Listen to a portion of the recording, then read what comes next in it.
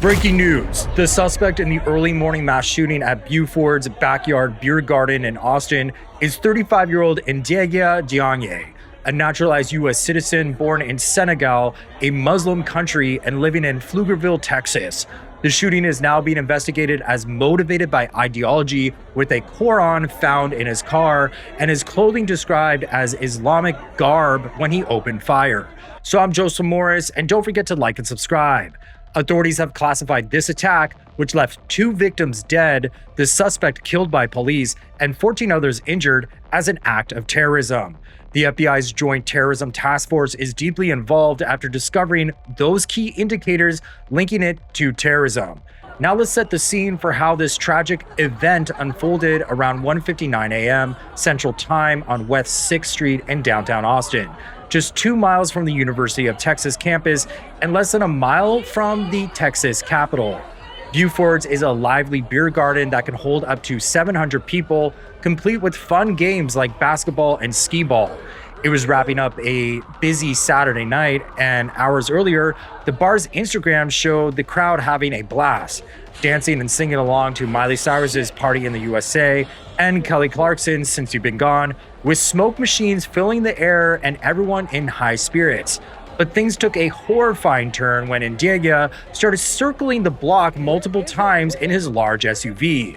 He eventually turned on his hazard lights, rolled down the window, and began firing a pistol at patrons relaxing on the patio and standing out front.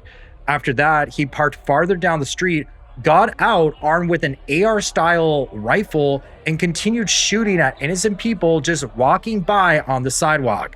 Witnesses described him wearing army pants and a light gray or tan hoodie as he fired the AR-15 from about 10 to 20 feet away, and some reports indicate he shouted Allahu Akbar during the attack.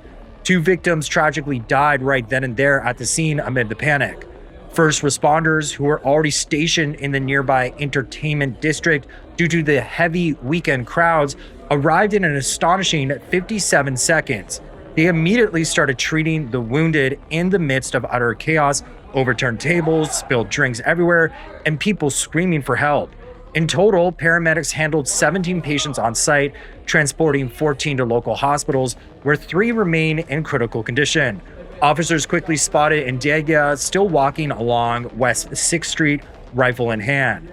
3 officers engaged him, returning fire and taking him down on the spot without any injuries to themselves.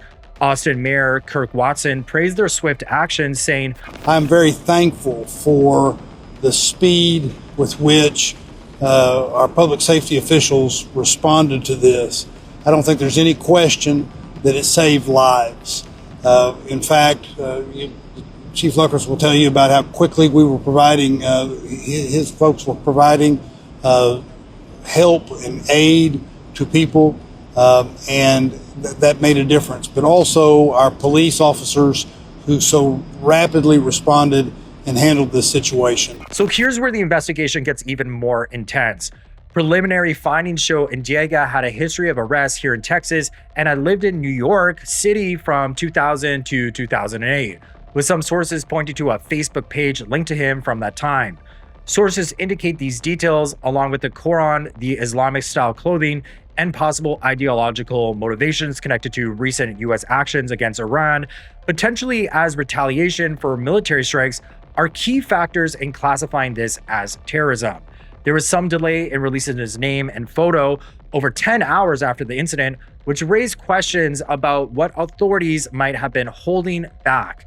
FBI Special Agent Alex Doran shared early on, "There were indicators that on the subject and in his vehicle that indicate potential nexus to terrorism." You said indicators of terrorism. Can you say domestic terrorism or international terrorism? And then also, can we confirm the Joint Terrorism Task Force involvement? In terms of specifically what type of terrorism, we're just at this point prepared to say that it was potentially an act of terrorism. But since then, the agency has shifted to treating it as terrorism, all while exploring if mental illness played a role. Importantly, investigators confirm Ndiaga never actually entered the bar itself. He carried out the entire attack from outside, and a search of his SUV by the bomb squad found no explosives or additional threats. So what do you guys think? Are we going to start seeing more acts of terrorism across the pond as the war is exploding overseas? Let me know your thoughts in the comments below and if you're taking any precautions.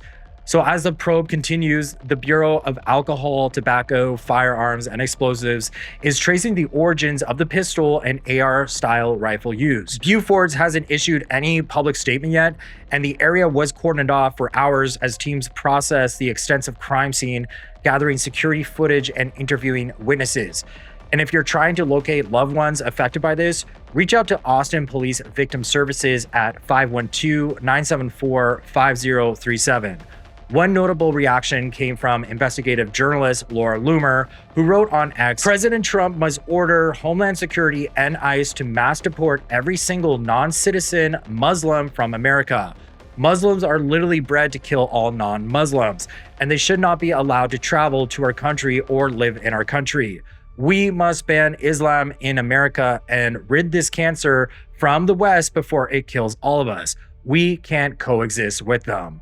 So in my opinion, this incident unfolded in yet another liberal stronghold like Austin, where movements to defund the police have gained traction and shaped local policies in ways that often challenge law enforcement resources and authority.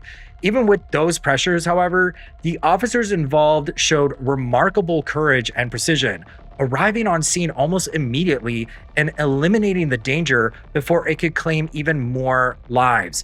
It really underscores the importance of supporting our police with the tools, funding, and backing they need to protect communities, especially in urban areas where political decisions can sometimes put public safety at risk. So kudos to the Austin Police Department for their heroic response.